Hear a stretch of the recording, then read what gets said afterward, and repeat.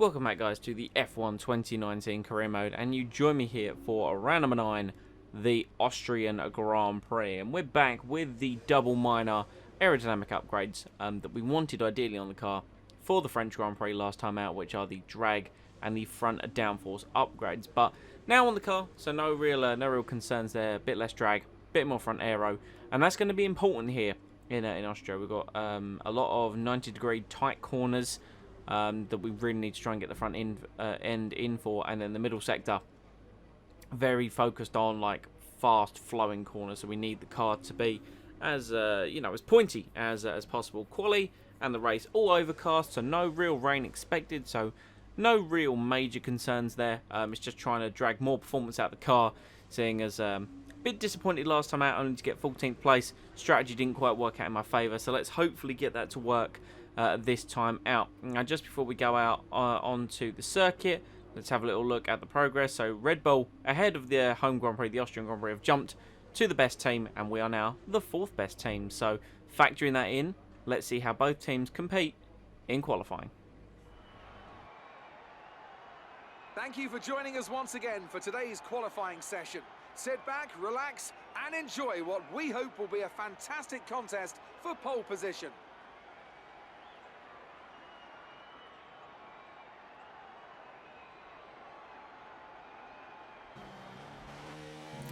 So here we go. Here is lap attempt number 1, our max fuel mixture, and then we've really got to monitor the ERS around this lap, because you can really punch out some of the corners, or you can really go for your top end speed. But we have actually set a lap already, and it was 11th place. Delta, we're very close to it in the first sector, but charging up now, 10th off Bottas's provisional pole position pace, but we've gone very deep into turn 3 there. It has meant that exit wise wasn't so bad, but you know, our Delta's not great compared to our first time around.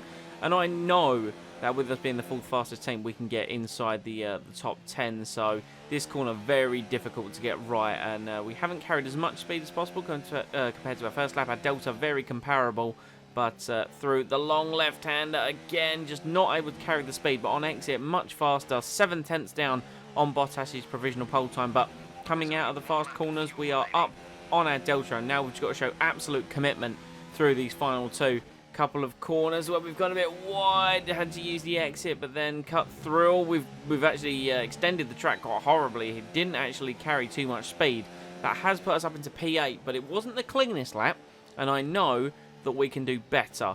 So let's have a little crack at it then as the session draws close. Albon quicker than us. I know I can be quicker than him. So let's see what we can do on our final quali attempt. So we try and be a bit cleaner through turn 1 this time around. Focus more on the exit, but I used too much curb, so that hasn't worked out for me.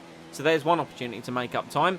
Up towards turn 3. Now this is where we can make up a heap load of time, because we were far too aggressive into it in our last lap. Much cleaner. So in the braking zone we lost a bit of time, and on exit we've actually lost a bit as well. We're 2.5 tenths down as Verstappen is now on provisional pole position in that new and improved Red Bull. So into turn 4, and again just a bit too wide, and we're pushing. I feel like I'm more overdriving the car on this lap. Now, can we do better this time around into this corner? Not particularly. We are down 2 tenths though coming into the final sector. Not best on entry into the fast left-hander, and a lot of time to make up. 2.5 tenths to make up in the final sector. It is 2 right-handers. Let's see what we can do. We're a lot more committed into the first right. Second right, we've tackled the curb. It was a lot better than last time around. We've had to utilise some curb on exit, but it's a 2/10 improvement. It's the fastest final sector of the session, but it's still P8, unfortunately. Into the race. Good afternoon and welcome to Spielberg, and to a circuit that in one form or another has held every Austrian Grand Prix in the championship, except the very first back in 1964. It was at this race that John Watson lost a bet and his beard when he took Team Penske's only F1 victory in 1976. If anything, the stakes are even higher today, with 25 points available for victory and a crucial advantage in the championship fight.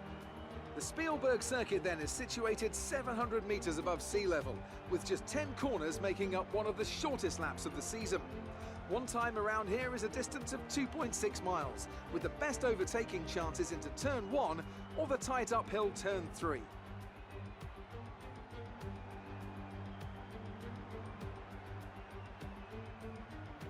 Alongside me to discuss all the action today is Anthony Davidson.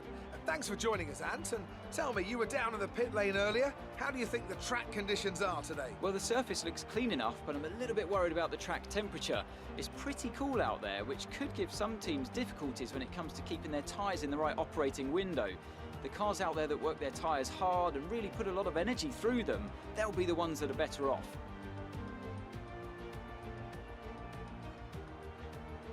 It's time to see how our drivers are stacking up after yesterday's exciting qualifying session. Valtteri Bottas lines up on pole position and Max Verstappen lines up alongside. As we continue through the rest of the grid today, we have Hamilton, Vettel, Sergio Perez and Albon, the captain, Weber, Raikkonen and Lance Stroll, Grosjean, Norris, George Russell and Gasly, Kubica, Leclerc. They'll be starting further back after an earlier grid penalty. Daniel Ricciardo and Nico Hülkenberg, Magnussen and Devon Butler starts from the back of the grid. Now it's almost time to lights out, so let's go down to the track.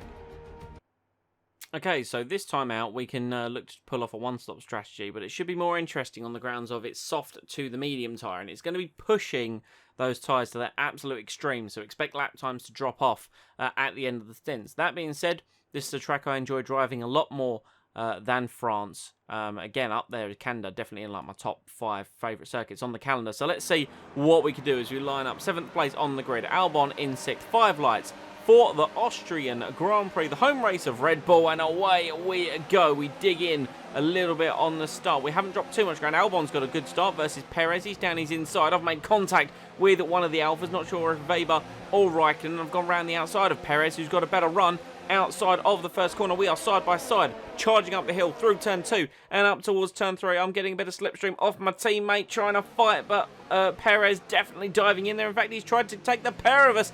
Albon should get him on traction. I've lost shape through mid-corner, and we are going to duck in behind Perez now. Down towards turn 4. Can we get slipstream on the racing point and be bowled into the braking zone? I've baked far later than Perez, and he can't turn in because I'm right there on apex. And we've retained the position. In fact, both of us now. Albon up to 5th, me up to 6th. Both of us overtaking Sergio Perez on the opening lap of the Grand Prix. And now it's about settling in to a bit of momentum there. Verstappen trying to take the fight to the Mercedes. We are on a 109.8 and we are just outside DRS of Alex Albon. And thankfully, Weber and Perez should mean that they've broken the DRS versus us. And we've actually got Vettel. Is that Vettel versus Hamilton for P4?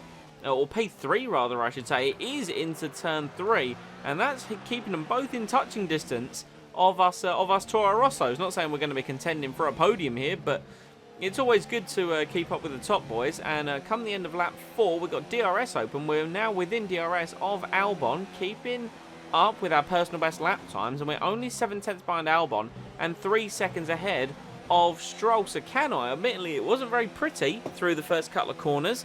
You saw me taking heap loads of curb, but can we keep up with Albon and can we try and pass him here as Hamilton and Vettel continue to fight for P3. Leclerc and Butler started down the grid a little bit, but here we go. DRS once again. Looks like I'm not going to be close enough, but we're keeping up with Albon. I think my best opportunities are much faster than him through Sector 3. So my best opportunity is going to be to stay as close as possible through Sector 3 and then have a little pop into Turn 1, or at least be neat through Turn 1 and have a pop up the hill into Turn 3. But here we go. Personal best lap of the race, a 109.8, and we're nice and close to Alex Albon. Not close enough for a move into Turn 1, but keep it tight, keep it off the curb on exit. And here we go. This is what I wanted. Up to rich, up to high, in the slipstream of Albon. Move to the right-hand side. Make sure we're going to get the inside line up into Turn 3. And now we've got to get the car slowed down. Keep it on the apex. Make sure he can't undercut us. And there we go. Up into 5th position. And this is going to be one of the highest, this will be the highest finishing position if the race were to end right now. But of course, a long way left to go. We're only lap 6 out of 36. And if we get poor exits like that, then I'm sure Albon will be all over me. Now, I don't know what his strategy is going to be. I know we're on the 1 stop. Could Albon potentially be on the 2 as Vettel and Hamilton continue to battle for P3?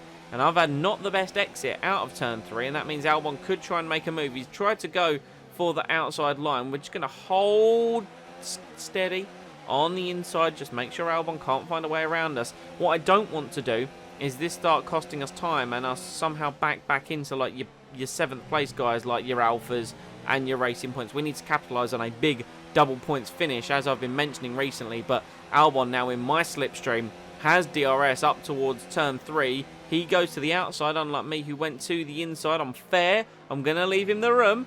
But once again, a poor exit. But Albon tried to accelerate on the curb, so he might not be able to come back at me.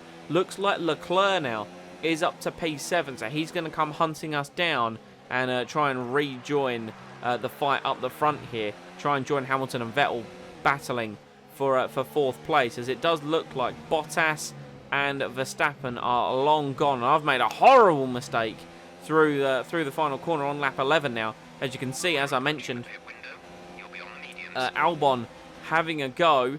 Definitely having a go into turn 1. I've squeezed him there. Probably not as nice as I was against him before.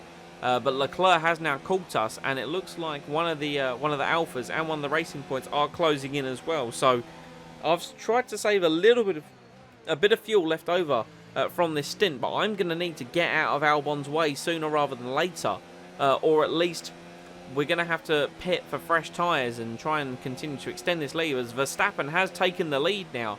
So he leads the Austrian Grand Prix, which is brilliant for Red Bull. But we've now dropped back from Hamilton to, as Jeff just said, 5.7 seconds. Albon keeping Leclerc at bay for now. But I think this lap, you can see on the minimap, he's pulled out. Leclerc moves through with that supreme Ferrari engine power. And we're just closing in on our pit stop lap, which will be coming very soon. We've come out of turn 1 now. I've tried to use my fuel at the end of this stint to stretch it, but Leclerc, look at the supreme Ferrari speed in a straight line. He's come straight through, and he's left the door open a little bit. Oh, I've tapped him actually into the braking zone, so that's left us with an opportunity on traction. But no, look at Leclerc with those fresh tyres, only a couple of laps fresher. But we're in the slipstream. We've got DRS. We're going to try and go the long way round versus the Ferrari. Oh, we're on the dirty part of the track. No way we're coming through, and Leclerc gives me a receipt for what happened into the previous braking zone. But we've got 70% on my front left tyre. Thankfully, this is the lap that we're going to be coming in, and you can see that the Racing Point and the Alpha are now closer. Now Albon's going to have to go one more lap around. I'm sorry, Alex, but you know, I was in front. We get the preferential treatment, perfectly slowed down for the pit lane. Stroll and Weber go through.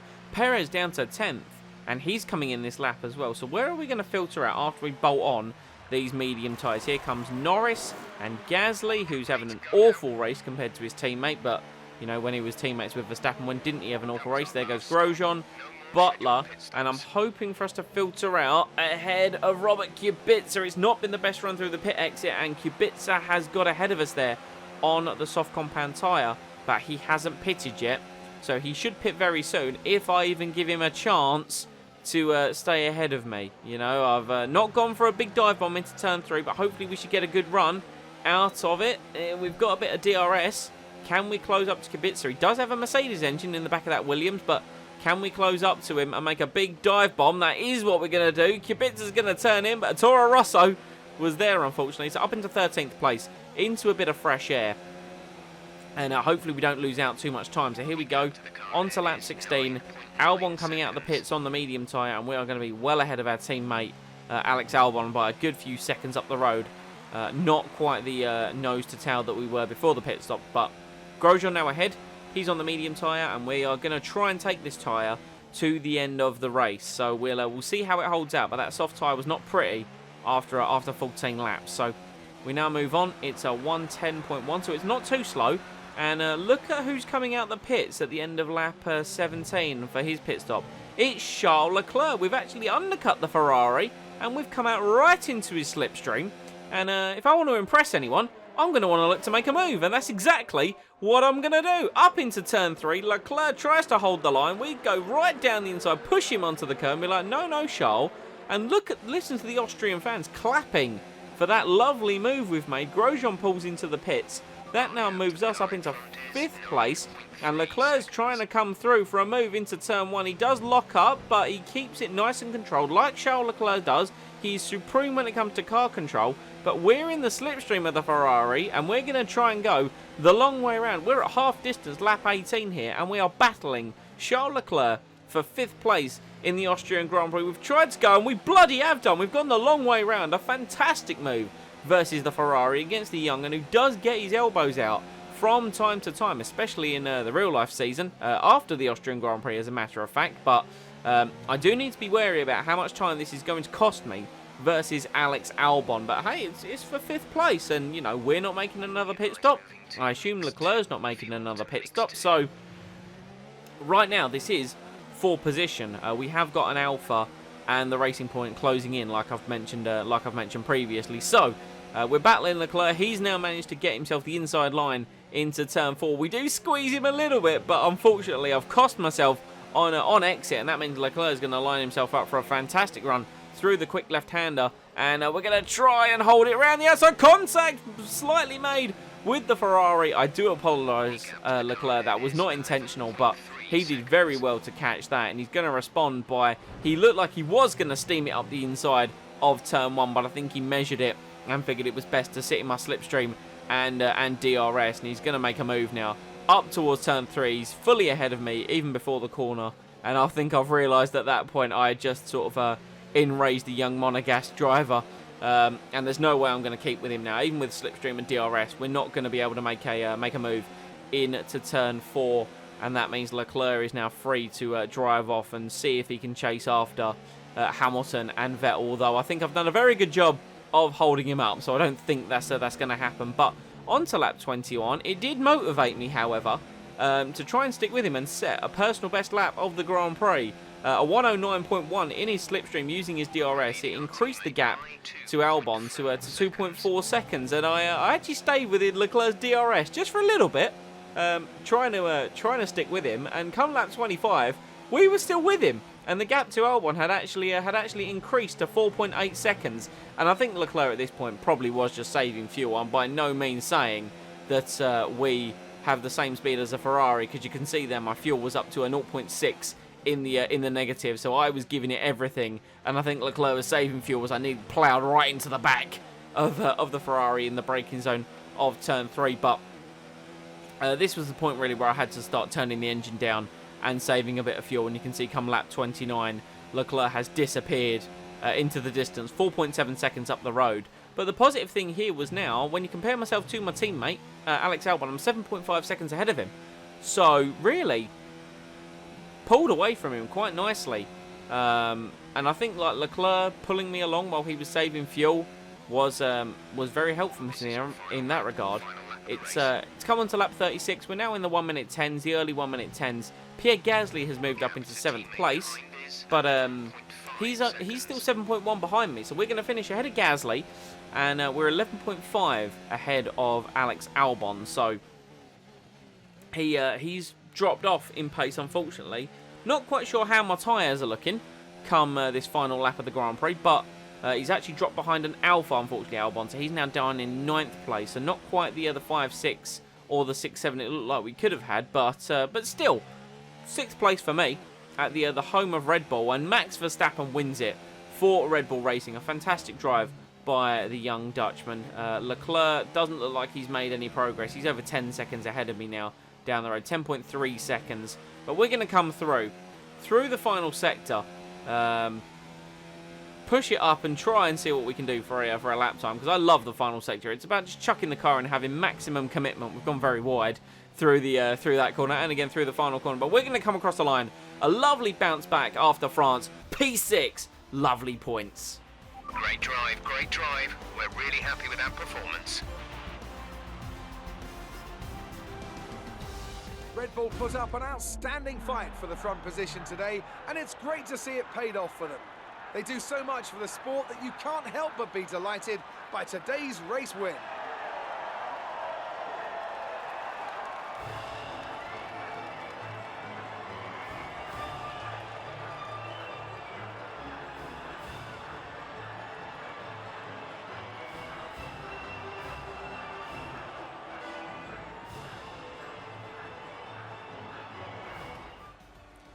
There you have it, Max Verstappen wins the Austrian Grand Prix. Just showed that he was clearly superior on this day. Versus Valtteri Bottas, who was only 1.1 behind him there.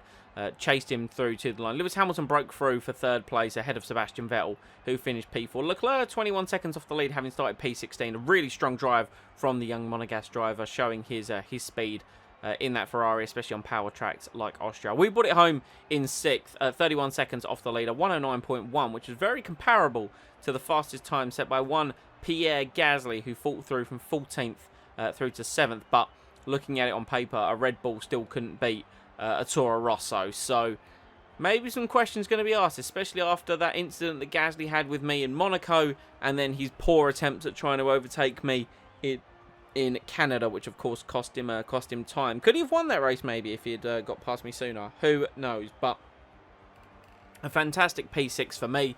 Really, really deserved, I personally think.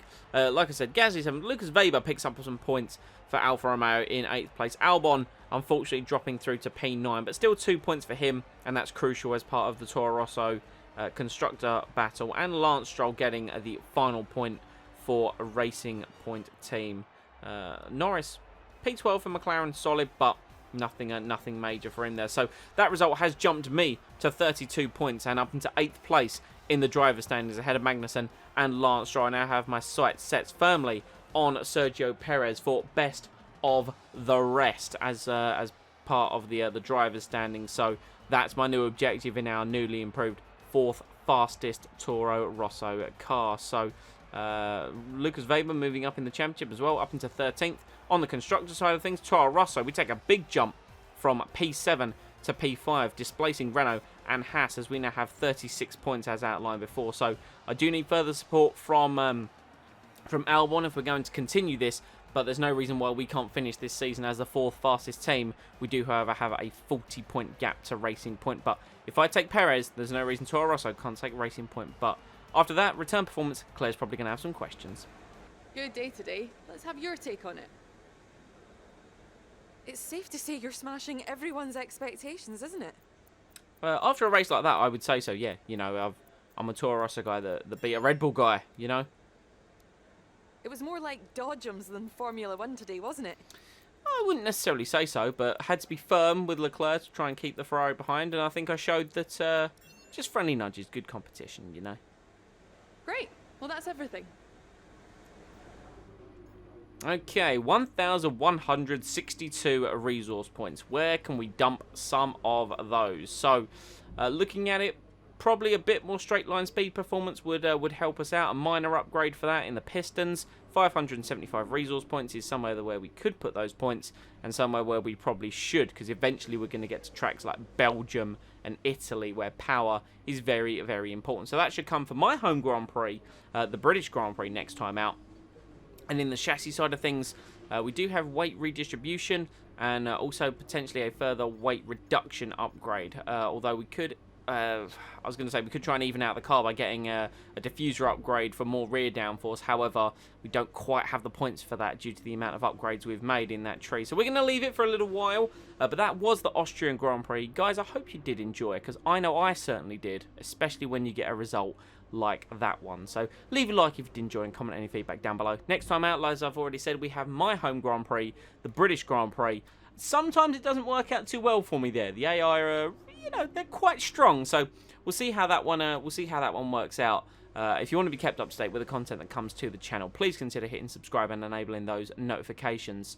And yeah, no, we're coming up to the midway point of the season. It's felt like a solid first part. Maybe some underlying tones with Gasly and us overperforming the car, I would say, but it really then boils down to after the European season, which is where I'm relatively strong.